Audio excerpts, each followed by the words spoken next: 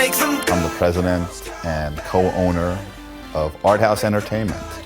And we are a music publishing company. We're a record label distributed through Warner Brothers and independently. My first job was working at Capitol Records in business affairs. I became the lawyer for the Latin label, where one of the first artists we signed was Celine Dion. After that, I kind of went on my own for a little bit, discovering House of Pain and Everlast while I was a lawyer at Capitol. Jump Around came out, it exploded, it was a big hit. I got a phone call from Dr. Dre. He wanted to leave NWA and start his own record label. We set up a company called GF Inc., which ultimately became Death Row Records. I ran Universal Music Publishing for a little bit. I worked at Famous Music Publishing and started the music publishing division of TVT Records. One of the first couple signings that I made there were Scott Storch, and we signed up Lil Jon for a publishing deal as well. While I was at TVT, I came across another up-and-coming writer I had heard about by the name of Kara DioGuardi.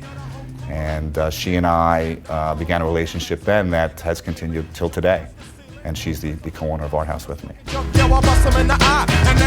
Having worked here with Greg Wells, with Mike Elizondo, you know, we've had stuff on Christina Aguilera, on Britney, the Jonas Brothers, Camp Rock, Carrie Underwood, Danny Gokey, Chris Allen, Chris Daughtry, Adam Lambert, I mean, Theory of a Dead Man. Get down! So right now we're really excited about the things that are going on at Warner Brothers, particularly with Iyaz and Jason Derulo. We've just signed Mike Elizondo, who actually was back there with Dr. Dre on that first Chronic record. Lots and lots of hits to the current Maroon 5 record, Eminem. The most important thing to having success in the music industry is access to music professionals. And it took years to make the contacts to get seen by the appropriate people.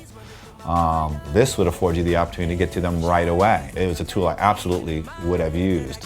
Well, I'm always looking for ways to discover new talent. What this situation will do for me is kind of separate those out who are more serious about their music, and therefore act as somewhat of a filter for me. Kara DioGuardi is my partner. So to the extent I come across any artistic talent, songwriting talent, producing talent, it will go to the committee, which is basically her and I, to decide what the appropriate next steps are, if it makes sense for any of the records we're working on, or it makes sense to bring that person in for a meeting and see if it's worth endeavoring to expand their career into the music marketplace. Sometimes I let